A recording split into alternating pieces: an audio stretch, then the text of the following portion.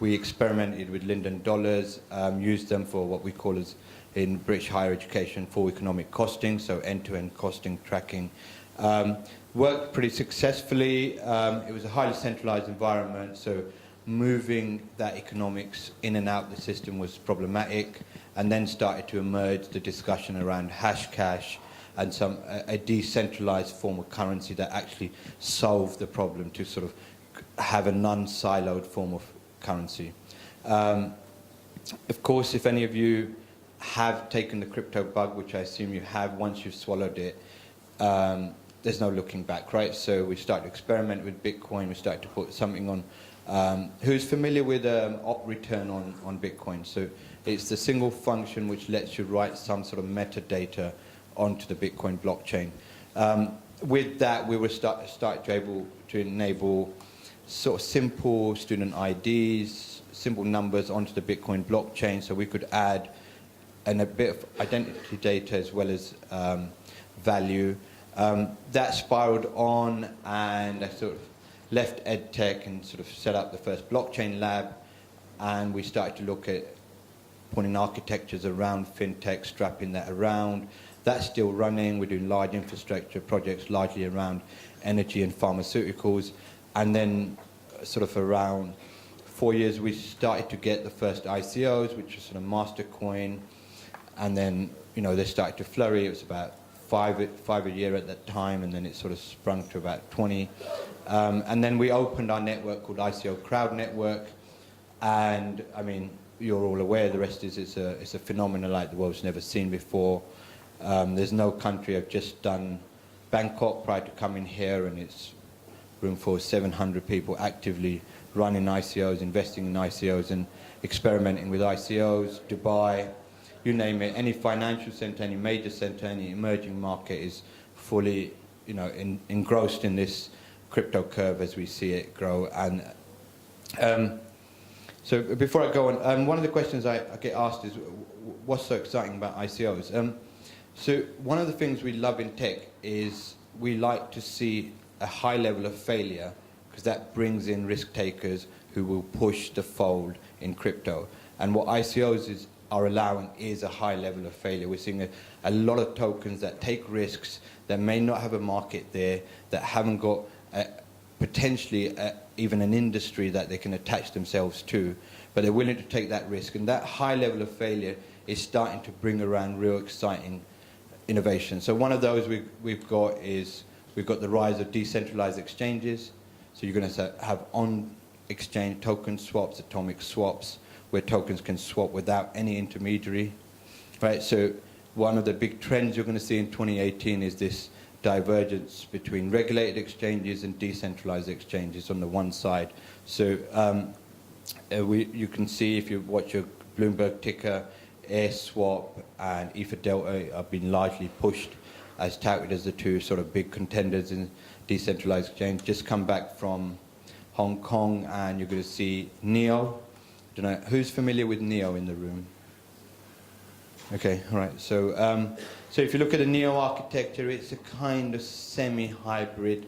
It allows the Chinese government to have an insight into what's happening in the blockchain while still having some element of decentralization. You're going to see the first decentralized exchange launch on NEO. So we have potentially the first sanctioned, Chinese sanctioned decentralized exchange. If judging by the input and the excitement in Asia, this could pretty much disrupt the entire financial industry as we see it today, in terms of what it offers, how it scales, and you've seen the rapid rise of NEO. So we're starting to see alternatives to Ethereum and others emerge from the emerging market that's really going to tackle this. And then the ICO phenomena, the big question, is it here to stay, or is it just a phenomena? And I would argue that, you know, most real products that launch ICOs, they don't even go to an ICO, right? They're sold, pre-sold and sold out at pre-ICOs, right? So we've already got a phenomena that if it's a good ICO, if you want to get into Next, RSK, you look at any of the great projects that are coming out, they're already pre-sold, right? So we're already post-ICO as a sort of phenomena. So what we're going to do today is actually try to sort of look at two products that are starting to look at why we need to tokenize, what the token does in that token economy, and try to get some action, hopefully you go away with some actionable insights on how you can actually do some due diligence on what is a good ICO, what is a good product that has some sort of tokenized value behind it. So without further ado, and then we'll have a Q&A at the end, Christian from Pira and Torres, I'm going to pronounce it right, from FIC Network from New York. So we've sort of got a very sort of solid German offering and then a US, so we've got a pretty good perspective here on how the market here in the West is sort of starting to emerge in the tokenized industry. So how far away? Yeah, maybe so I take the lead, I start. So my name is Christian Lang. I'm founder and CEO of Operia. We are from Germany. And so what we are doing and what our vision is to develop a global decentralized marketplace for the secure trading of personal data.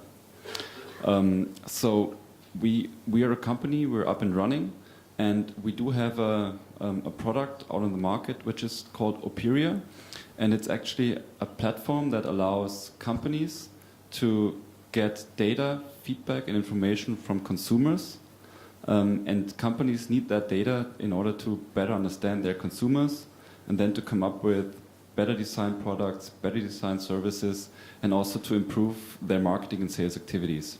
So as of today, we have lots of Fortune 500 companies as customers already. Companies like Mercedes-Benz, Audi, BMW, Procter & Gamble, they're using our platform. And the next step in our evolution is to bring what we have on the blockchain in order to be compliant with the General Data Protection Regulation. That is actually a big thing in this personal data industry.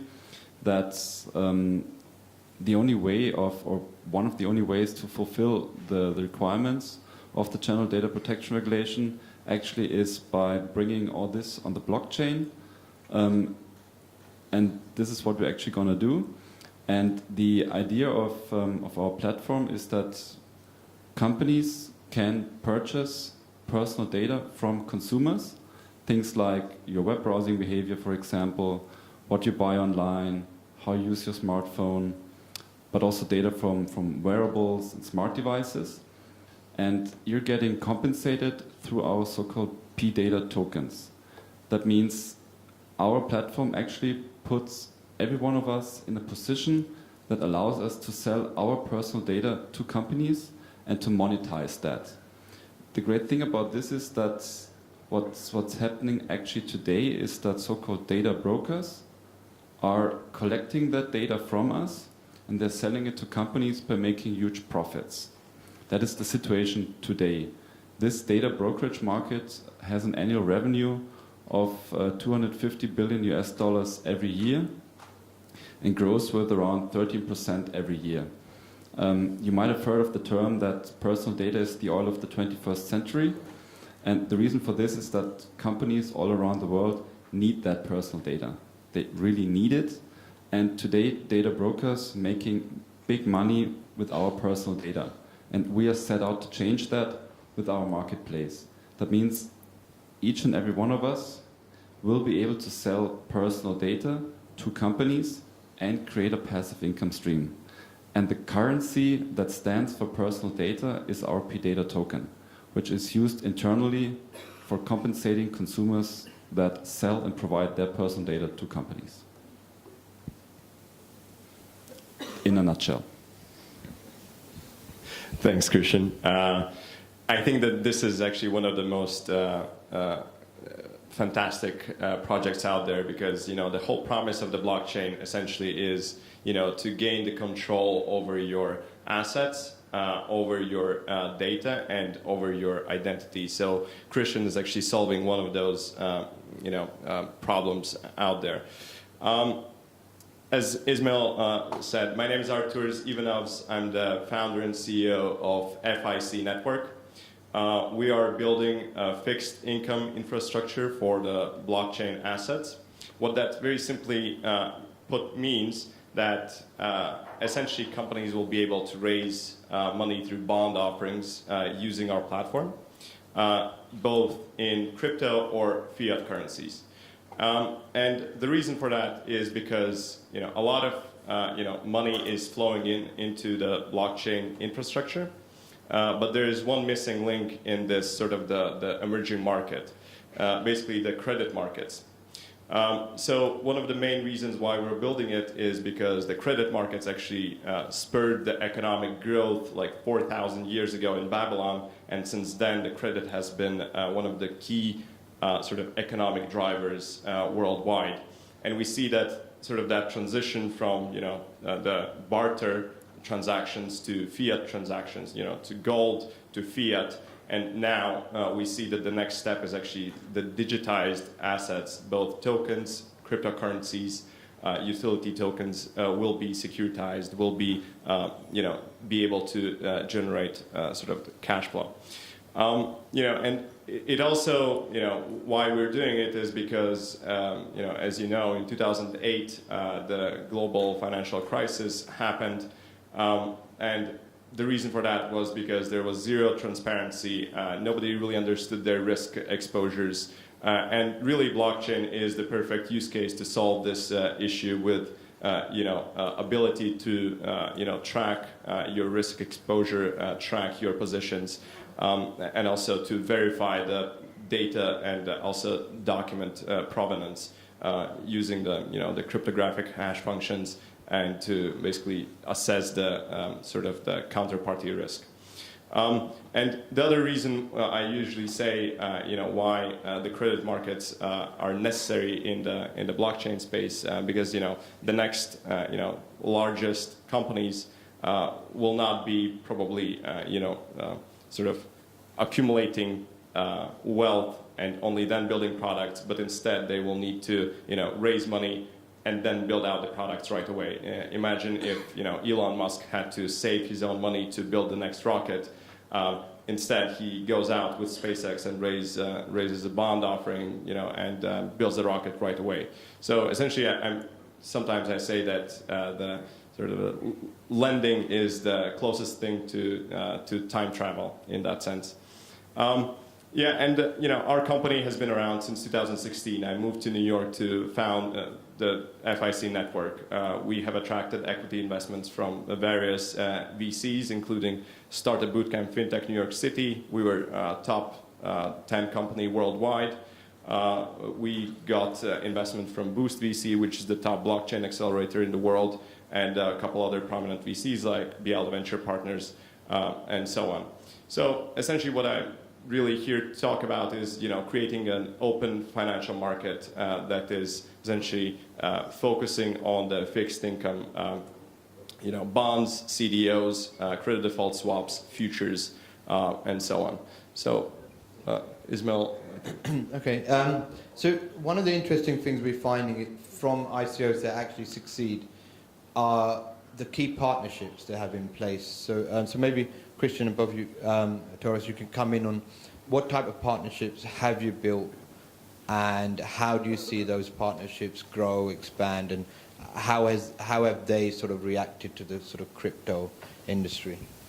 Absolutely, that's a great question, because back in 2016 I was talking to many financial institutions, and at that point they were looking at me like I was a crazy person talking about blockchain and like settlement in seconds instead of like 3 days and so on.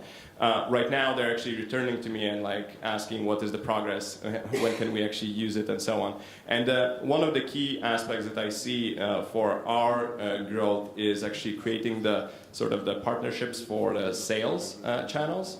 And we have already established a couple of them, ranging from platforms that are, trading illiquid securities to, consultancy businesses that are, are on the front row in terms of, relationships with financial institutions. And I've seen that the same growth in other sort of blockchain solutions that, had 0 clients, until they got a key partnership, and now they have hundreds of clients. So I think that, you know, setting up the sales channels through the intermediaries to get to the end customer is key. Yeah, I see it similar. So we in our business we need three kinds of partnerships. One is actually it's our customers, like the companies that are using our platform in order to buy data from consumers. They bring like the requirements that we have to fulfill in order to match their requirements and their needs.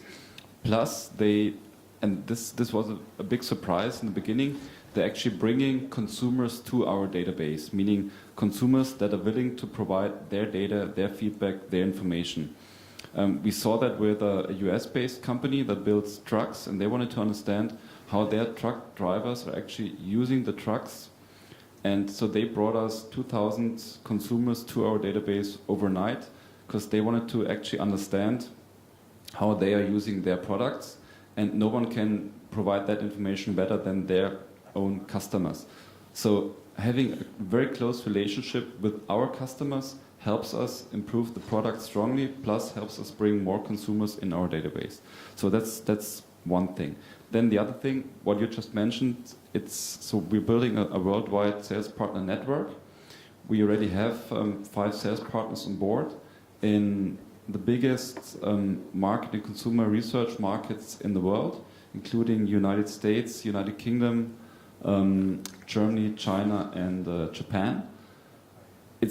What we learn is it's extremely important that you have a local partner that's actively selling your product and that's also helping your customers to get on board with training, with support.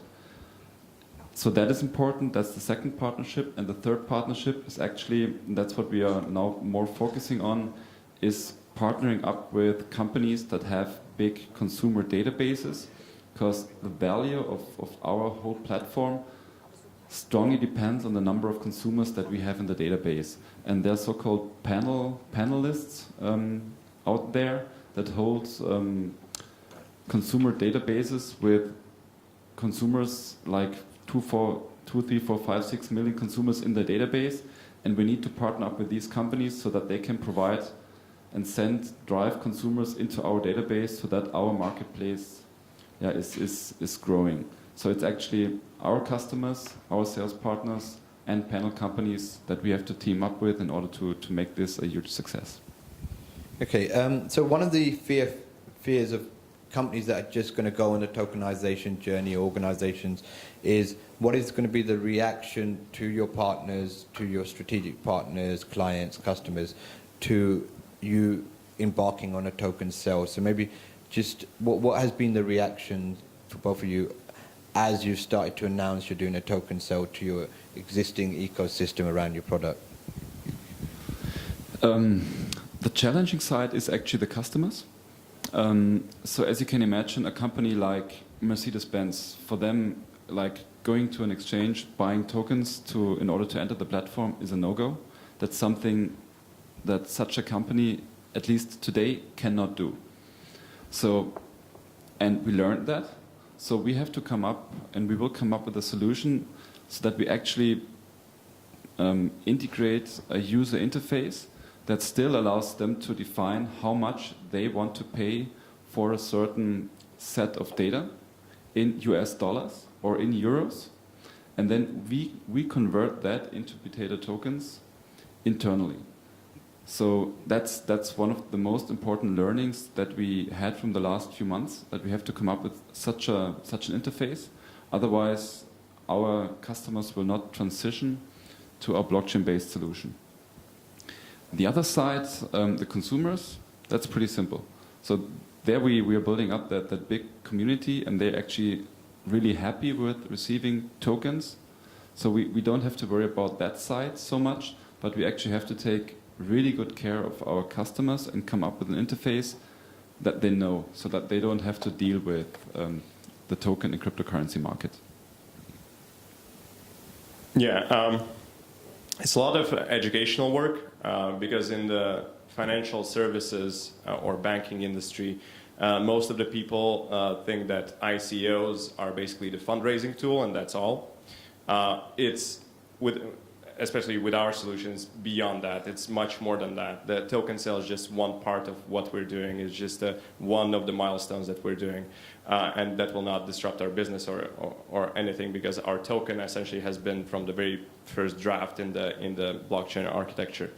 And really, a lot of people think that the token sales are just, these assets that allow to, fundraise. No, this token is actually the service fee token that allows the access to the platform to use it and to have the benefits of the settlement in seconds, if instead of 3 days, if not more, and so on. And as Christian mentioned, it's really about the user interface and making it user friendly so that these people understand that this is just a software solution that is just much more secure and reliable. So the common misconception is that you've got a side where it says, okay, we're tokenizing, you could just tokenize on an existing platform, right? Why have you gone and chosen to tokenize and create your own platform that you're tokenizing? Is it, just sort of answering it from two sides, is there a lack of existing platforms that do exactly what you need to do? Or is it such a new industry in that sense that you're really building the service you're building from scratch? So there's no existing stacks to sort of go over the top. Yeah, exactly. It's just, first of all, in the blockchain space, we're still very early. It's sort of the technologies, and if you think of analogies, we're probably at 1996 in the internet era. So it's still you need to understand we're building a solution that is from the ground up, something completely disruptive. You have to think about it from a completely different perspective. It's just switching from a paper-based accounting to QuickBooks or something like that. It's a completely different mindset that you need to have. I just mentioned that general data protection regulation. That is, I don't know if you are aware of that, but that is, so it's a, okay, many people are shaking their heads, so I don't have to explain it, that's good. So the idea of the GDPR is to put us, consumers, in control of our data, and we own our data. And building our solution on top of the blockchain actually allows us to do exactly this. So with our Operia market research platform, each and every consumer owns his data and is in full control of the data. And all the transactions that take place on the blockchain, they are transparent, they are open, they are traceable, and this allows us actually to completely fulfill the requirements of the General Data Protection Regulation. And we wouldn't be able to do this with a centralized solution that we have today, but with bringing this on the blockchain and having an internal currency, we're actually completely able to be fully compliant with all the different requirements of the General Data Protection Regulation, and that is awesome. So, so having just come back from Dubai, there's a whole global set of companies there, and one of the primary reasons they were doing an ICO or doing that final leg, even though they raised all the money, and sort of in Asia you raise the money instantly, there's none of this sort of go out and dance around, there's serious investors who see a value in the token economy and they want to sort of enter the token economy. The reason they were doing an ICO was they're using it as a traction engine. This allows them to sort of get instant traction and get an audience and build a following. How important do you feel this part of the sort of token offering is to the overall sort of cause of raising funds? Maybe one of the most important things. So what I try to say is that the value of our platform strongly depends on the number of consumers we have in the platform. Imagine you're a company and you want to purchase data from consumers and there's no consumer. Then the value of the platform is zero, even though the software in between might be great. So we need to have as many consumers as we can. And just looking at the growth of our Telegram community, which is skyrocketing because people actually love that approach, that they can sell their data and monetize their data. This allows us to build a huge community, and we aim at having like 50,000 Telegram members within the next 4 or 5 weeks. And they will become users and consumers that actually provide and sell their data. And this gives us an initial traction which is unbelievable, because they become our ambassadors, they pull in friends, they pull in family, they spread the word.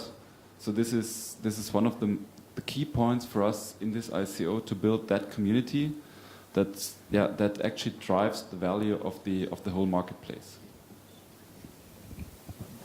It's interesting because our solution essentially is focusing on sort of business-to-business customers, and especially in the financial services.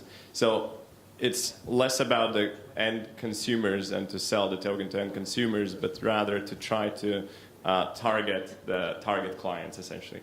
And I'm currently have a challenge of squeezing in as many sort of institutional investors in our token sale.